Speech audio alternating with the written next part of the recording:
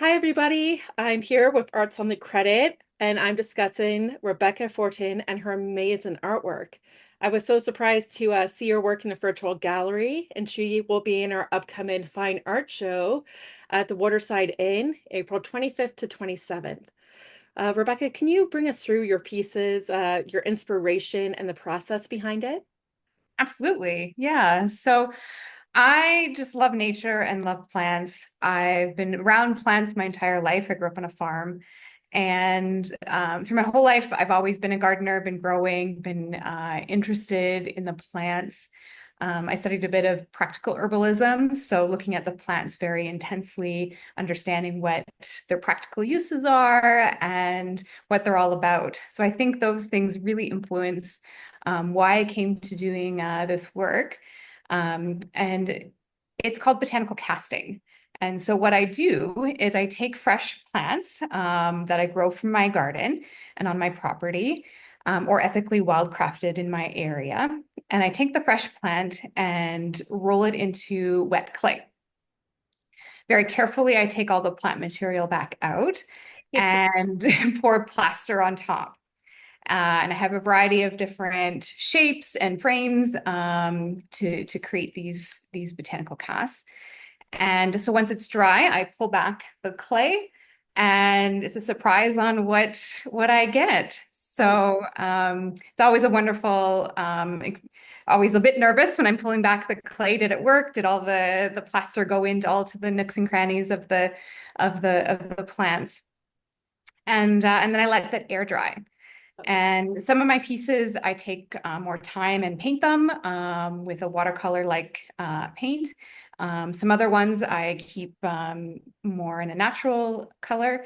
And then some of them I take more time and mount them onto frames. So these frames I repurpose from other uses. I gather them from thrift stores or just kind of around, and I recycle the glass and the matting and put in a support and paint them up to complement the cast. yeah, no, they work so well. I love the green frame in the background, and your piece just pops out even more so. But it reminds me that the one lower behind you, just a plain white, it's like this magical fairy garden of some kind. Um, Absolutely. yeah, do you have to, I would find it so hard to press the petals and the leaves down, like not to crush it and to still maintain the actual shape. How do you, Yeah. like that's got to take some skill, definitely. It is some practice. So I take rolling pins and just carefully roll the plant material into clay. And so some plants lend itself better to this technique than others. Mhm. If it has a bigger, heftier seed head, sometimes, that's a bit more difficult. And sometimes if a plant is ready to go to seed, so Queen Anne's lace or wild carrot is a plant that I like to work with. And so sometimes the seeds actually get embedded right into the plaster, which is kind of a nice Oh, that's surprise. so cool. Yeah, that's awesome. I'm just picturing like even just pressing down petals, you smudge color everywhere. So every piece Sometimes. do you have to repaint over it because of the colors have blended, or is that a Sometimes it's just a lovely mistake. yeah. And the pigment from the actual flower does sometimes get into the work. And I actually often have some of my own pigments prepared from my garden. So elderberry, different raspberries that I have, and I want to experiment Wow. more with goldenrod. And So so cool. those are natural pigments that I've been experimenting with as well. And so I like to tell people that my artwork is living art.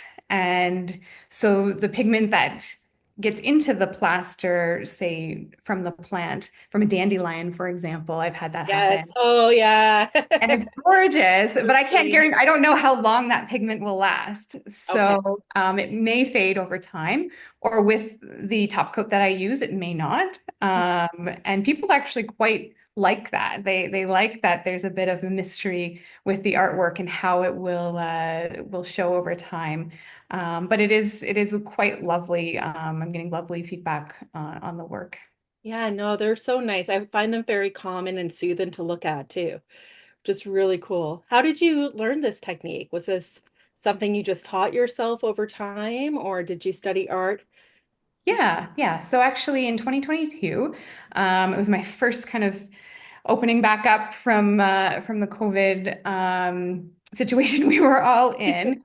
And during COVID, I built this big garden, this big herbal garden. And I have a health background and was thinking about things like clinical herbalism or nature-based therapy. And none of that really felt quite like it was the right next step for me.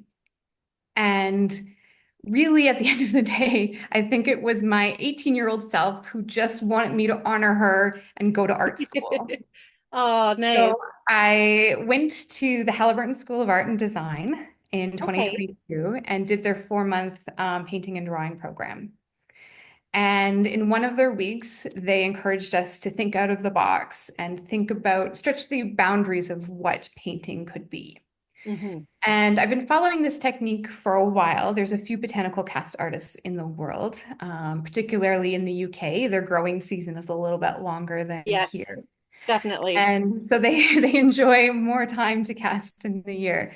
So yeah, I experimented during that week and felt that it was a really good fit for me and what I want to share with the world.